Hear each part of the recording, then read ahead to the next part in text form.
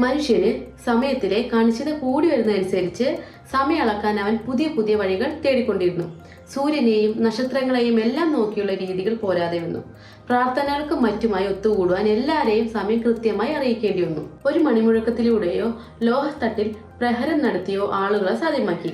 ഇതേ ബെൽ എന്നർത്ഥം വരുന്ന ക്ലോക്ക എന്ന വാക്കിൽ നിന്നും ക്ലോക്ക് എന്ന പുതിയൊരു വാക്കുണ്ടായി. സമയത്തിന്റെ ചരിത്രവും അതോടെ വലിയ മാറ്റങ്ങൾക്ക് വഴിമാറുകയായിരുന്നു. Welcome to Motion Books, it's ഇൻഫോടൈം.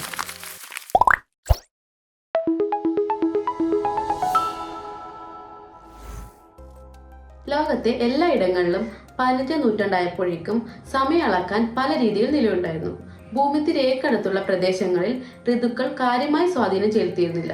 അതുകൊണ്ട് തന്നെ ആ പ്രദേശങ്ങളിൽ ചന്ദ്രനെ അടിസ്ഥാനമാക്കിയ സമയനിർണ്ണയ രീതിയായിരുന്നു നിലവിലുണ്ടായിരുന്നത്. എന്നാൽ ധ്രുവപ്രദേശങ്ങളോടടുക്കുമ്പോൾ ഇത് സൂര്യനെ അടിസ്ഥാനമാക്കിയായിരുന്നു. എന്നാൽ 15ാം നൂറ്റാണ്ട് മുതൽ യൂറോപ്പിൽ നിന്നുമുണ്ടായ കോളനിവൽക്കരണം യൂറോപ്യൻ ടൈം സിസ്റ്റം ലോകത്തിന്റെ പല ഭാഗങ്ങളിലും എത്തിക്കുകയുണ്ടായി. യഥാർത്ഥത്തിൽ ഒരു ദിവസത്തെ 24 മണിക്കൂറും ഒരു മണിക്കൂറിനെ 60 മിനിറ്റും ഒരു മിനിറ്റിനെ 60 സെക്കൻഡുമായി വിഭജിക്കുന്ന രീതി ആരംഭിക്കുന്നതും ഏകദേശം ഈ കാലഘട്ടത്തിൽ തന്നെയാണ്. 17ാം നൂറ്റാണ്ടിലെ തുടക്കത്തിൽ തന്നെ ഗലീലിയോ പെൻഡുലവുമായി ബന്ധപ്പെട്ട ചില പരീക്ഷണങ്ങൾ നടത്തുകയുണ്ടായിരുന്നു. അതിനിടയിൽ അദ്ദേഹം ഒരു കാര്യം ശ്രദ്ധിക്കുകയുണ്ടായി. ഓരോ പെൻഡുലത്തിന്റെയും ടൈം പീരീഡ് എപ്പോഴും തുല്യമായിരിക്കും. അത് പെൻഡുലത്തിന്റെ നീളത്തിനെ ആശ്രയിച്ചായിരിക്കും.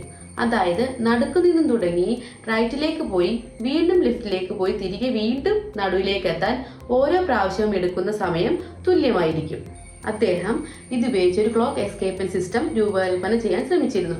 എന്നാൽ ആ സമയമായപ്പോഴേക്കും കണ്ണിന്റെ കാഴ്ച നഷ്ടപ്പെട്ട് അദ്ദേഹത്തിന്റെ മകന് ആ വിവരങ്ങൾ പറഞ്ഞു കൊടുക്കുകയുണ്ടായി. പക്ഷേ അവർ രണ്ടുപേരും ആ ഡിസൈൻ പൂർത്തിയാക്കുന്നതിന് മുമ്പ് തന്നെ മരണപ്പെട്ടു എന്നാണ് മനസ്സിലാക്കാനാവുന്നത്. പിന്നീട് 50 വർഷങ്ങൾക്ക് ശേഷം ക്രിസ്റ്റ്യൻ ഹൈൻസ് എന്ന ഡച്ച് മാത്തമാറ്റീഷ്യൻ 1657 ആദ്യമായി ഒരു പെൻഡുലം ക്ലോക്ക് നിർമ്മിക്കുകയുണ്ടായി. പിന്നീട് 300 വർഷത്തോളം ഇത് തന്നെയായിരുന്നു ഏറ്റവും ആക്യുറേറ്റ് ആയ ഒരു സമയനിർണ്ണയ സംവിധാനം. ഇന്നും പലയിടങ്ങളിലും ഇതുപോലെയുള്ള ക്ലോക്കുകൾ വളരെ വ്യാപകമായി തന്നെ കാണാനാവുന്നതാണ്. പോക്കറ്റ് വാച്ചിൽ ഉപയോഗിക്കുന്ന ബാലൻസ് സ്പ്രിങ്ങും അക്കാലത്ത് തന്നെയാണ് അദ്ദേഹം കണ്ടുപിടിച്ചത്. ക്രിസ്റ്റ്യൻ ഹൈൻസ് തന്നെയാണ് ഇതും കണ്ടുപിടിച്ചതെന്ന് പറയുന്നുണ്ടെങ്കിലും ഇതൊരു തർക്ക വിഷയമായി നിലനിൽക്കുന്നുണ്ട്. റോബർട്ട് ഹുക്കിന്റെ പേരും ഇതോടൊപ്പം പറയപ്പെടുന്നുണ്ട്. എന്തു തന്നെയായാലും ഹൈൻസ് 1675 പോക്കറ്റ് വാച്ചിന്റെ പേറ്റന്റ് നേടുകയുണ്ടായി. പോർട്ടബിൾ വാച്ചുകൾ ആദ്യകാലങ്ങളിൽ ഇവ കഴുത്തിൽ തൂക്കിയാണ് ആളുകൾ നടന്നുകൊണ്ടിരുന്നത്. പിന്നീട് 17ാം നൂറ്റാണ്ടായപ്പോഴേക്കും ആളുകൾ പോക്കറ്റിൽ ധരിക്കുന്ന രീതി നിലവിൽ വന്നു. അപ്പോഴും സ്ത്രീകൾ കഴുത്തിൽ തന്നെയാണ് വാച്ചുകൾ ധരിച്ചിരുന്നത്. ബ്ലൈസ് പാസ്കൽ ആണ് വാച്ചുകൾ കയ്യിൽ കെട്ടുന്ന രീതി ആദ്യമായി കൊണ്ടുവന്നത് എന്നാണ് പറയപ്പെടുന്നത്. അദ്ദേഹം തന്റെ പോക്കറ്റ് വാച്ച് ഒരു ചരട് ഉപയോഗിച്ച് കയ്യിൽ കെട്ടി ഇടുകയാണ് ചെയ്തത്. എന്നാൽ പെൻഡുലം ക്ലോക്കിനെ അപേക്ഷിച്ച് ഇവയ്ക്ക് കൃത്യത കുറവായിരുന്നു.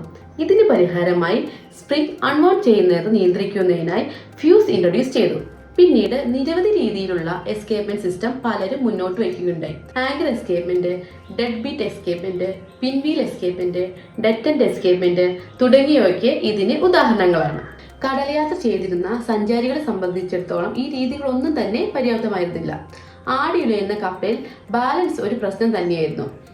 ഇതിന് പരിഹാരമായി എന്തെങ്കിലും സംവിധാനം കണ്ടുപിടിക്കുന്നവർക്ക് ധാരാളം സമ്മാനങ്ങൾ വാഗ്ദാനം ചെയ്തിരുന്നു. ഹവർ ഗ്ലാസ് ആണ് അക്കാലങ്ങളിൽ കപ്പലിൽ ഉപയോഗിച്ചിരുന്നത്. ലോകം ചുറ്റി സഞ്ചരിച്ച ഫെർഡിനൻഡ് മഗല്ലൻ 18ഓളം ഹവർ ഗ്ലാസുകൾ ഉപയോഗിച്ചിരുന്നു എന്നാണ് പറയപ്പെടുന്നത്. റിസ്റ്റ് വാച്ചിന്റെ തുടക്കം കണ്ടുപിടിക്കുക വളരെ ബുദ്ധിമുട്ടാണ്.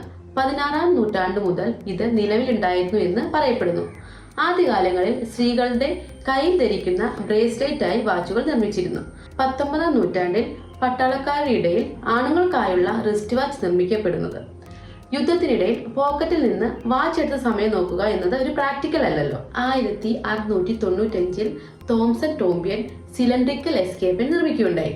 1726 ജോർജ് ഗ്രഹാം ഇത് കുറച്ചുകൂടി പരിഷ്കരിച്ച് കൃത്യത വരുത്തുന്നതിന് ശേഷം ഇത്തരത്തിലുള്ള വാച്ചുകൾ വ്യാപകമാക്കുവാൻ തുടങ്ങി. വാച്ചുകളുടെ കനവും കുറക്കാൻ സാധിച്ചു. പിന്നീട് 1750 Thomas muds liver escapement system അവതരിപ്പിച്ചു. ഇതിൽ കൃത്യത മുൻപ് ഉള്ള എല്ലാവിധ സംവിധാനങ്ങളെക്കാളും വളരെ കൂടുതലായിരുന്നു. ഇതിന്റെ തന്നെ പരിഷ്കരിച്ച ഇൻലൈൻ അല്ലെങ്കിൽ സിക്സ് ലിവർ എസ്കേപ്മെന്റ് ആണ് ഇന്നുള്ള ആധുനിക മെക്കാനിക്കൽ വാച്ചുകളിൽ ഉപയോഗിക്കുന്നത്.